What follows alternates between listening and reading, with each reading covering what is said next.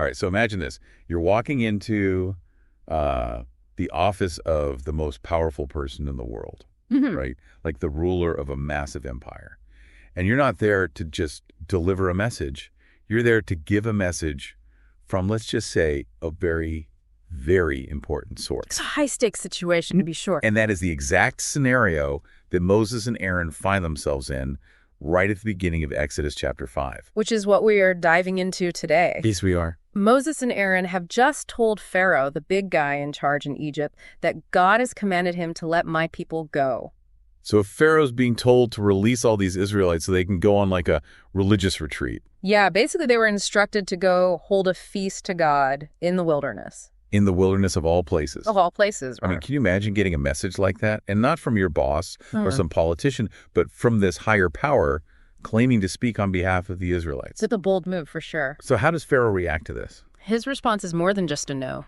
He doesn't even acknowledge that the request is coming from God. Yeah. He says, "Who is the Lord that I should obey his voice and let Israel go?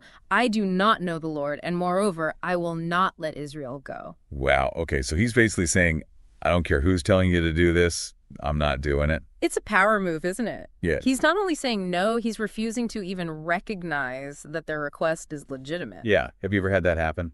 Where someone just refuses to even acknowledge where you're coming from? All the time, right? Whether it's politics or at work or even in our personal lives when we're trying to shine a light on a problem, there's always that chance you'll hit a brick wall where the other side just won't listen. They don't want to hear it. Exactly. And to make things even worse, Pharaoh doesn't just say no, he makes life harder for the Israelites. Oh, absolutely. He actually accuses Moses and Aaron of distracting the people from their work and then says, to make things worse, let heavier work be laid on the men that they may labor at it and pay no regard to lying words. So not only is he not going to listen to them, he's going to punish the Israelites for even asking. It's a classic tactic of oppression. Make it impossible for people to even think about demanding change.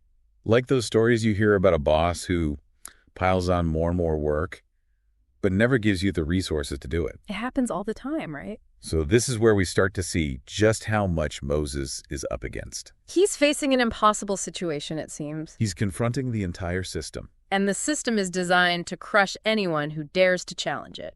It's easy to imagine feeling completely overwhelmed in that situation, right? Absolutely. And that's where we see Moses, even though he was chosen by God, start to doubt. Yeah. He goes back to God and asks, "Why did you ever send me?"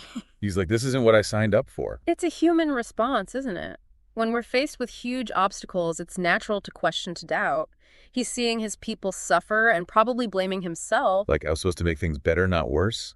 Exactly. But this is where the story gets even more interesting. Because God reassures Moses that he has a plan. He tells him, "Now you shall see what I will do to Pharaoh.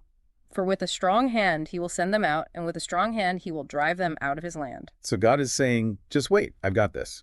It's not about immediate victory. It's about demonstrating this immense power that can change even something as fixed as this system. Sometimes real change needs more than just us. We need something bigger to shake things up at their foundation. It's like those times when you know you're in over your head and you just have to have faith that things will work out. Right. And to help Moses' faith, God reminds him of his family, this connection to Abraham and that original promise. He's reminding Moses that he's part of this much bigger story, one of faith and never giving up. That's such an important reminder even today. It is. It's easy to feel alone when we're struggling. But if we can remember that we're part of something larger than ourselves, well, it can give us strength. It's like that feeling of community, that sense of belonging to something bigger. Exactly. And this idea of being connected to something larger is a big part of Exodus. So how does God convince Pharaoh? Well, he gives Moses some pretty impressive tricks to prove who's really in charge here. And I'm guessing this isn't like a card trick. No, we're talking about turning a staff into a snake right there in front of Pharaoh. Whoa. It's a direct challenge to the Egyptian priests and all their magic. And snakes were a big deal in Egypt. They were? Yeah, they were seen as symbols of chaos and this raw, untamed power. So turning a staff into a snake? That would have been pretty unnerving. I bet. Especially since Pharaoh had his own magicians. Of course he did. Every good ruler needs a few magicians up their sleeve, right? Right, and they could do the same trick. They turn their staffs into snakes, too. So it's a tie. Oh, wait, and what happens next? Aaron's staff It's still a snake, right? It swallows all the other staff. That's crazy. It's a symbolic battle, right? Yeah. God's power against the Egyptian gods. And don't forget, the Nile River was worshipped in Egypt. So it was like their lifeline. Exactly. So Yeah. when Aaron's staff swallows those other staffs, it's like saying, look, I'm not just more powerful than your magicians. I'm more powerful than the forces you believe in. Yeah, it's a power move for sure. Yeah. But even after seeing all this, Pharaoh still refuses to budge. He's stubborn, this one. He's not giving in that easily. So what happens? Does God just give up? Not a chance. He takes aim at the Nile River, the heart of Egypt, and... We're back, and things are getting real in ancient Egypt. We've got Pharaoh refusing to back down even after God turned the Nile into blood. It makes you wonder, what kind of pharaohs do we face in our own lives? What are those seemingly impossible obstacles, those forces that seem determined to hold us back? That's a question worth pondering, isn't it? Because we all encounter our own pharaohs in different forms. It might be a system that seems rigged against us, an injustice that feels insurmountable, or even our own internal doubts and fears that keep us from pursuing our goals. It's like that feeling of hitting a wall where no matter what you do, it seems like you can't break through. You feel stuck. Exactly. So how do we apply the lessons of Moses' story to those situations? What can we learn from his experience that can help us face our own challenges? Well, one of the key takeaways here is the importance of persistence. Despite facing constant resistance and setbacks, Moses never gives up.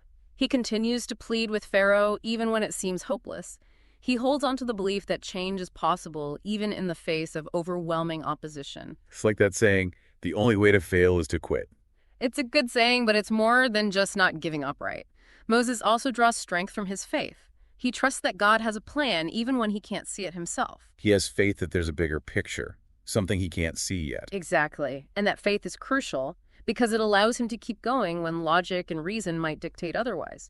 He's not relying on his own strength alone, but on something much greater than himself. And that's something we can all tap into, isn't it? Whether it's faith in a higher power, belief in a cause, or trust in our own abilities, that connection to something larger can give us the resilience to persevere. Absolutely. And there's another crucial element here, the power of standing up for what's right, even when it's difficult. Moses could have easily walked away telling himself that it was too dangerous or that the odds were stacked against him, but he chose to stand up for what he believed in, even in the face of immense power.